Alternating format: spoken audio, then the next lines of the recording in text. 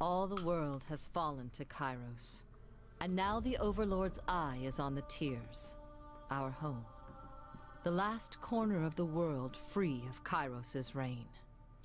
2 armies, the Disfavored and the Scarlet Chorus, march south from the Northern Empire, the last realm to fall to Kairos a century prior.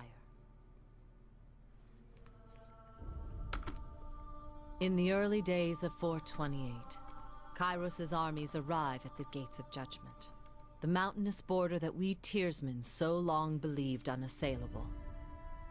Unable to agree on a unified plan of defense, the various leaders of the Tears sit and wait for each other to deal with the conquerors, until it's too late. I see. Okay. I'm sure the Conquest lasts over like the space of 3 years. You're making decisions for 3 years, who you side with in the war, how you take it. You can do a standard one. In the quick start you just choose disfavored, not dishonored.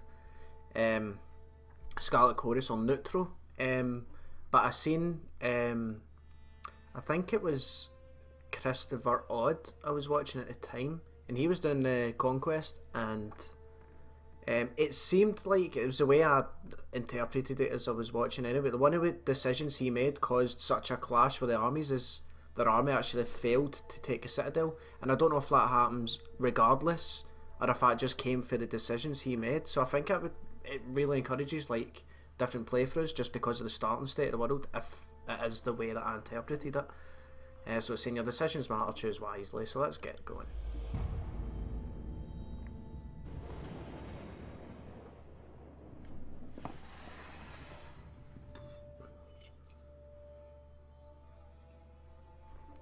The Bastard City stood on the northern border between Kairos' empire and the Tears. Built upon a natural harbour at the crossroads between realms, the city was a nexus of commerce. To the Tears, it was the centre of all wealth. To a northerner, it was little more than a backwater trading post. Its symbolic status as a gateway to the continent made it a natural first target in Kairos' military conquest. Circumstances were ideal for you to prove your worth as a soldier in Kairos' army. Taking the city would send a message to the rest of the Tears. Kairos' will is insurmountable.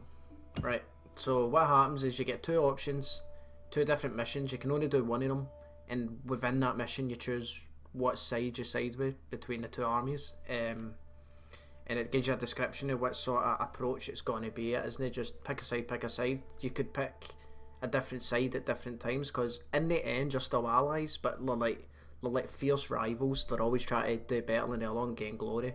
That's the rivalry between them. So both infiltrate the Tears, but the real combat would unfold advanced units preparing for coming war. Each had a plan to infiltrate the capital city.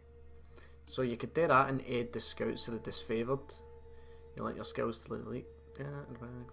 Insisted on best morale. Right, and what do they say? Raid villages, small town, conscripting every body man. So we could do that, either raiding or capturing a garrison, or we could actually fight at the Gates of Judgment, which I think is probably what I'm going to do. The armies of Kairos took the battle to the Gates of Judgment, trumpeting the opening call of the conquering of the 2 armies.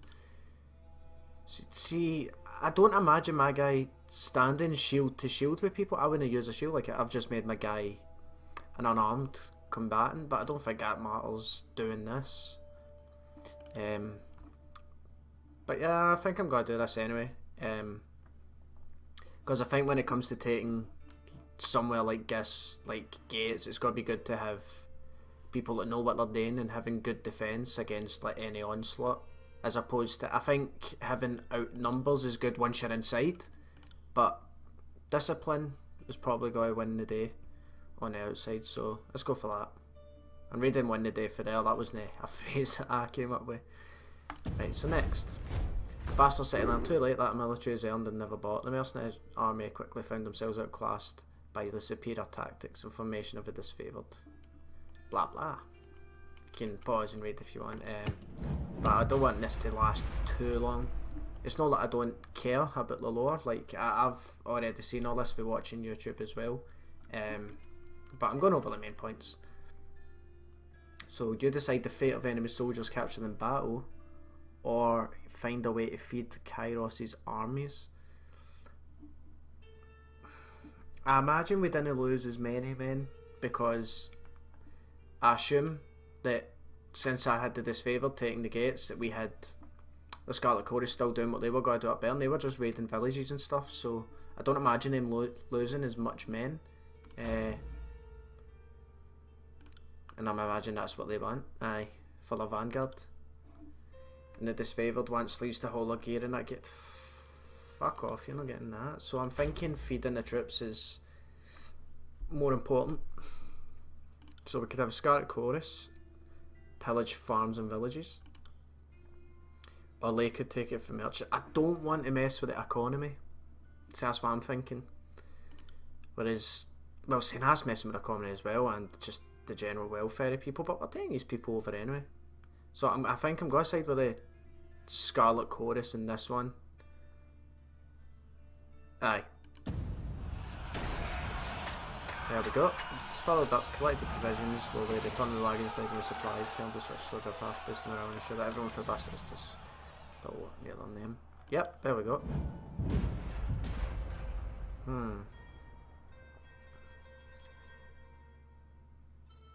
Which did you support? Sabotage the city's defences, burn the city, assault on the main gates. You led a mixed band. Oh, and this is to choose an ability. Graze deflection for 12 seconds. Minus accuracy. But plus 200 dodge. I would be good if we were in a predicament. You joined the disfavoured vanguard in a direct assault, and that gives us warriors respite. Means 50% damage. You joined the Scarlet Chorus in front of the city. Serum Palm. I honestly think taking the gates and getting warrior respite are both things I would like to do, so I'm gonna go for that. With heroic courage and legendary determination, the disfavoured battled the gate of the bastard city to splinters. Those who fell under the consistent hail of arrows or cascades of boiling pitch left the battlefield temporarily, only to appear hours later as Archon Graven Ash protection healed their numerous wounds. In time, the gates gave way and Kairos' forces spilled inside the city walls with resounding cheers of victory. Sweet.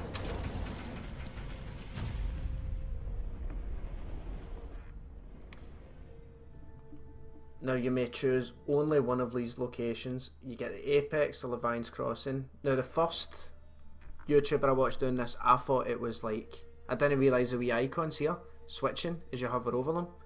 I thought it was the Bastard City you just took, and I thought you were repurposing it when I first watched it, but it turns out it's just, you're choosing basically where you're steward. So I think that's what it is. Aye, where you become overseer there, or you can be a war advisor in the Apex, or you can be the judge and overseer at Levine's Crossing.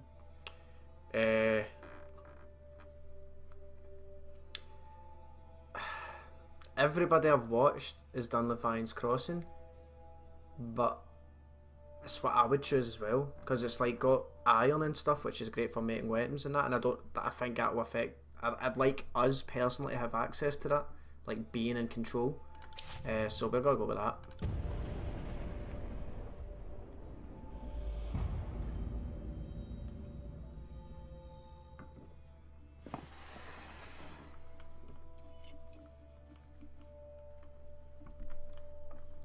Years ago, Levine the Bold founded a small merchant town at the intersection of ancient old walls.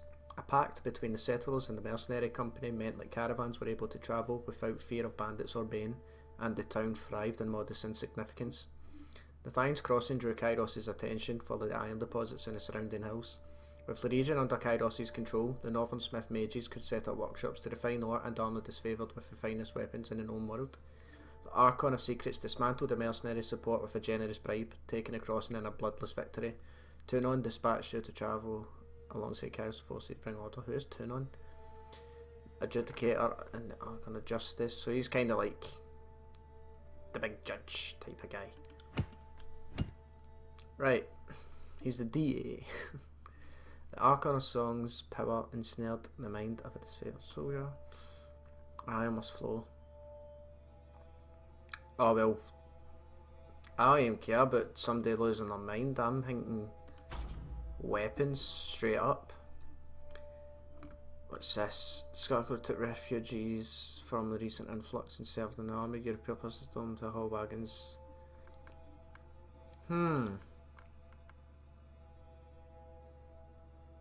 Disobedience, protested savages. Aye, I agree. It's gay or well-trained troops, the best equipment. I don't even care what's happening down here, that's got to happen. Scarlet Chorus diminished as our ranks found us. I mean, they'll have plenty of opportunity to grow. So they will. But now isn't the time. This is a quiet place. We don't need them to grow there. Nowadays. I'd rather have well-trained troops to take places. So that's those tokens dealt with. The Guardians drew. Tensions rose as the two armies basically rubbed elbows, hard to guard the forges.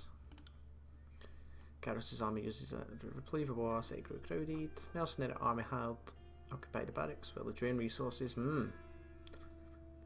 Far from Garrus, the righteous occupiers were not deigned share provisions with degenerate sellswords who built a separate barracks and a mess hall. Laws against the swords. Okay. Engage in combat against transit allowed laws against revelry and merriment to go unenforced. Those who won the contest took greater share. Nah. What's this? Pick of the armory? They offered all man's of bribes next in life for fitting session master. How do you set the lust for iron? You gave iron arms to the Scarlet Chorus commanders, knowing they pay very well for any killing tool. Weaponry of such acclaim was the plug reserved for the highest. Nah. I'll let them have it because, like I said, I want them to have the best equipment just because they are like our elite. They're like, so I imagine them as like the Roman centurions, like just the best, like commanders, best warriors. So we're giving it to them.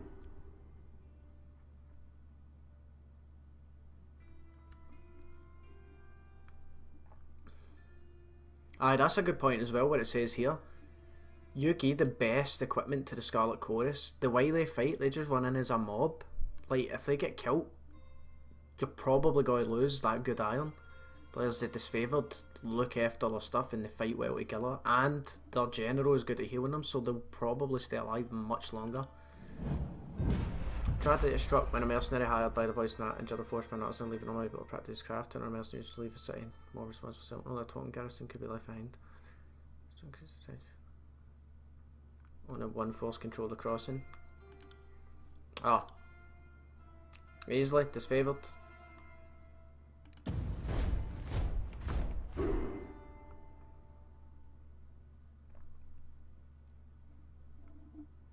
Yep, so the people would have rather had the disfavoured than Scarlet Chorus anyway, so that worked out alright. Oh, and they've got a wee icon now. So you can see our progress bar up here in terms of diamonds, so I think each of us is a year.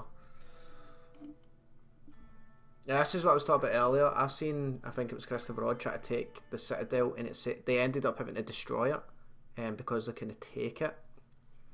But I don't think I'm going to go for the Citadel, even though it's to do with knowledge and stuff.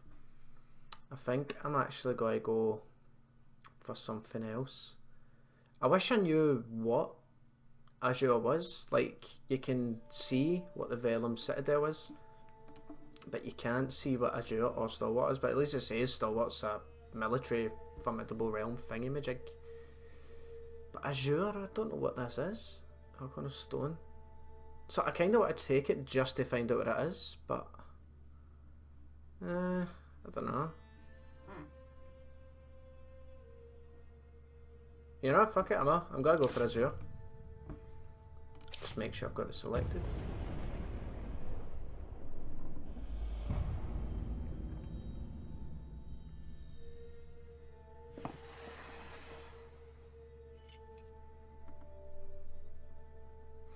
nation of Azure, once the richest settlement of the Tears, sat on a verdant fertile plain. As the disfavoured clashed with Azure's defenders, the Scarlet Tribesmen contended against the region's tribal beastmen, who protected their ancestral lands with incredible fury. Kairos dispatched the Archon Cairn. Who's Cairn? As tall as the hills, Cairn, the Archon of Stone, master of earth and soil, destroyer of mountains and cities. Cairn is a reluctant leader of the Earthshaker Guild, though he is less their teacher, more their object of study. The massive Archon is sworn to Graven Ash and provides arcane support to the disfavoured. So he's actually a disfavoured guy. So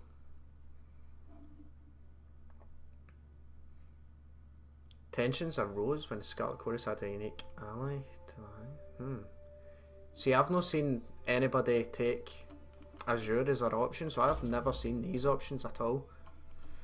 Stopped by shadows. After Roman pack of beastmen slaughtered disfavoured patrol, the Scarlet Chorus responded by laying claim to the beasts for their army. That would be nice. While the disfavoured ready to accompany an act of vengeance. No, they don't want to waste them if they are good. They deny Scarco's spurious claim and authorised. Nah, at the end of the day, we're at war, and if the wee guys kill yous. So, but we don't need to do that mission. I mean, we could do this, the destruction of Azure. Arcanus will carve a deadly path through Azure using the power to blight the land. Complaint tactics left no farmland. Defeat the growing army, that's true.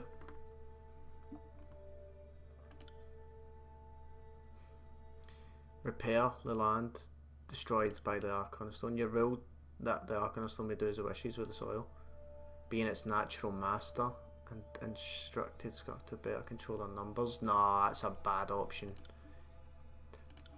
It might be better to just go with just let them have their beastmen.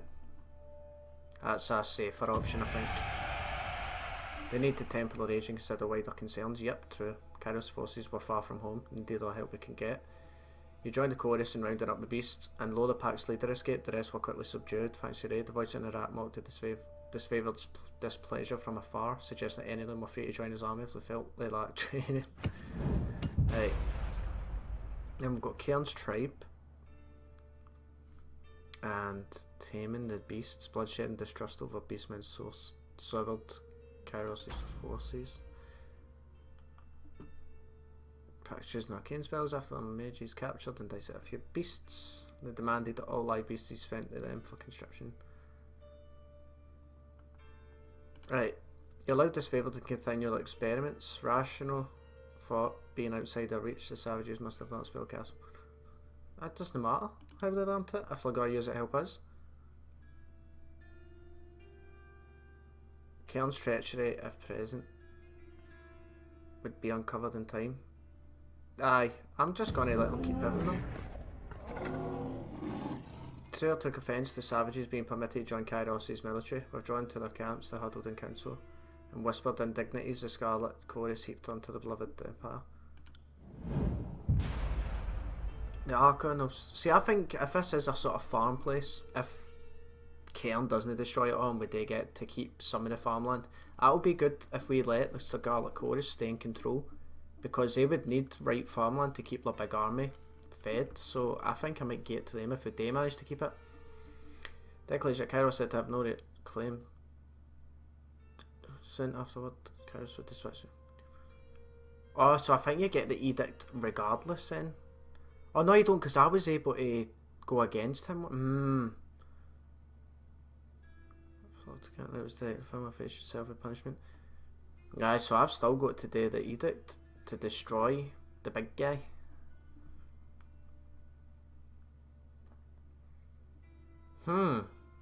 Okay.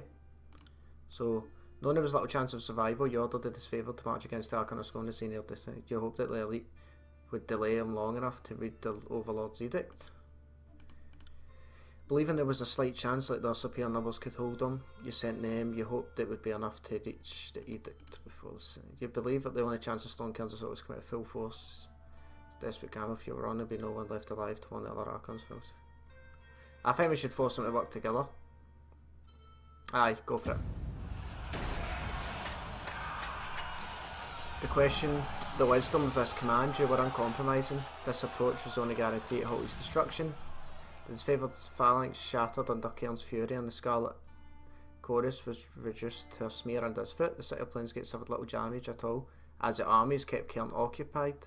So he did beat both, but he had to go for both, which gave him time to save that. No obliterates when the land thief Dalton. Serene acceptance. But it still got destroyed. But it did say there was a chance to keep it, didn't it? Nah, they're blighted and unrecognisable. Bastard! So I think it happens regardless. So it does. Yeah, lad, I just messed up the decision on this place as well. Scarlet Close established one camp, shattered rocket terrain, and quickly absorbed, displaced by the people on the land. These hapless refugees were put to work as slaves and soldiers, and the chorus slowly built themselves a makeshift fortress in the blighted, quake-ridden realm. Your tour of duty in the Broken Lands was complete. You didn't have long to rest before Tunon called you into service once more.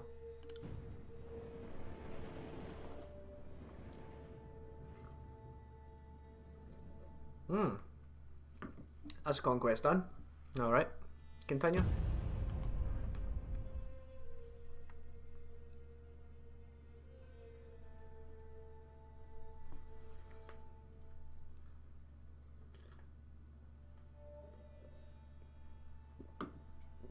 I hope going unarmed wasn't a bad idea.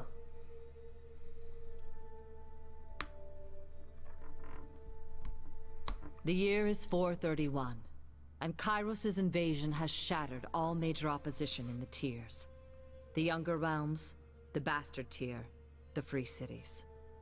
All who defied Kairos lay broken by battle, or bowed in surrender. The two armies of the Overlord, the Disfavored and the Scarlet Chorus, now control our lands. But our will is not yet extinguished. Not entirely. In the Valley of Vendrian's Well, those of us unwilling to bow to Kairos have banded together in defiance. Violating an oath of surrender from 2 years prior, we have staged a bloody uprising, murdering the Disfavored and Scarlet Chorus garrison in a midnight assault. With their main forces spread across the tiers, the Disfavored and Scarlet Chorus redeploy to Vendrian's Well to crush the resistance. But months pass with no definitive battle. As disagreement and discord paralyze the Archons, we bide our time and wait for our message of insurrection to spread across the tiers. The Overlord is not amused, and Kairos has one message for the Archons. Crush the Oathbreakers, or die. Kairos backs this threat with an edict, a magical commandment that can slay all in the valley should the order be ignored. The honor of proclaiming this edict fell to you. Sent across the mountains to Vendrian's Well, you carry the Overlord's edict to read before the Archons. As you finally make your way through the winding mountain passes into the valley, the ground trembles, and Kairos' magic seals the way behind you. You are trapped in Vendrian's Well, with Kairos' armies and the Oathbreakers. The only way to survive is to fulfill the terms of the Overlord's edict, in any way that you can.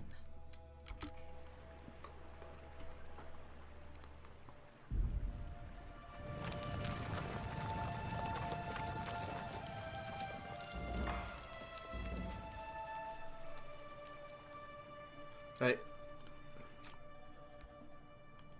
Kairos, the Overlord, be praised. When I heard the avalanche, I feared the valley was sealed with you on the other side. Disfavored warrior claps her gauntlet to her breastplate, the traditional salute of her legion. Commander wouldn't say why the governor of Levine's Crossing would be coming, but since we have no forges here, I imagine you're here to knock some sense into the voices in the rat. She catches herself clearing her throat with a smile. I mean, mediate with the Archons, so that we might agree on a plan to wipe out these Oathbreakers. So lore is one of our abilities, and it's one of the many abilities that can influence your dialogue and stuff, and I don't know why our guy's standing in this funny position, but anyway, So we can glare silent later. We can say I'm in a hurry to deliver a message to the Archons. Or I come bearing an edict of Kairos, our soldiers will complete a task or die. Or we can use the lower skill. And I think we're going to do that, because as you look, I'm not always going to do it if there's a better decision, but as you use these skills in dialogue, you actually get skill experience to help upgrade them, basically. So for this specific conversation, we're going to use it anyway. So you gain 16 low skill experience. Your senses see more than mine, good fate binder. I do not pretend to know much about such things, but if that was Kairos' magic and let your hero report on business, well, you don't have to be the Archon of Secrets to guess that you're here to proclaim an edict. What does Kairos have in store for the enemy? 10 years of festering plague, an edict of twisted bones. Let's just tell her the truth. I come bearing an edict of Kairos, our soldiers will complete a task or die. The edict is levelled against us, her eyes widen in fear, her posture slackens, but the Scarlet Chorus prevents us from taking action. Why would the Overlord punish both of... She clears her throat with a sigh. Forgive me, it's not my place to question. We should have conquered the enemy within weeks of arriving in the valley. The delay reflects poorly on all of us. Then we could say if we follow Kairos' will and stop the insurrection, no harm will come to us. Glare silently. There is a setting you can have for the dialogue, because these do affect your relationship with different factions and characters, your dialogue. You can get one that tells you what the effect will be.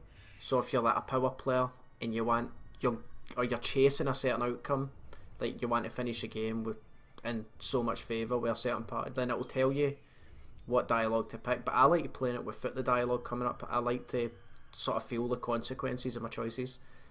But again, we're going to say subterfuge and say your first instinct is to blame the Scarlet Chorus. No wonder Kairos resorts to an edict to force order. Because it is stupid. They fight for the same military, despite the fact they're basically like different battalions, sort of thing. And it's to do with our like manipulation. So let's go for that. Says, yes, well, there's indeed been little goodwill between our armies, and you're right. When we act as we do, what choice do we give the Overlord? And you are right, I should not cast blame so freely, especially not when talking to a servant of justice. My apologies.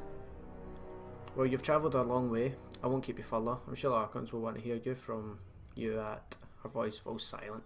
Did you hear that? More runners, third time this week. The Oathbreakers keep trying to send messengers through the mountains to gather help from outside the valley. She points over to the collapsed path by which you arrived. But they're a bit too late for that now. Come, let's show these Oathbreakers a good fight. And I'm going to leave this video here, guys, because like I said, this was just going to be the Conquest video and the character creation. Still haven't decided if I'm going to separate them or not. I'll rewatch the video and see how it works out and just decide for there. But I'll do it later. I'm going to keep recording right now, so if you're watching this video right now and part 1 isn't out yet for the actual gameplay, don't worry, it'll be out soon because it's recorded. So anyway, guys, I hope you enjoyed it and I hope you do stick around, and as always, I'm DrasticSkuba and I will talk to you on later on. Bye bye.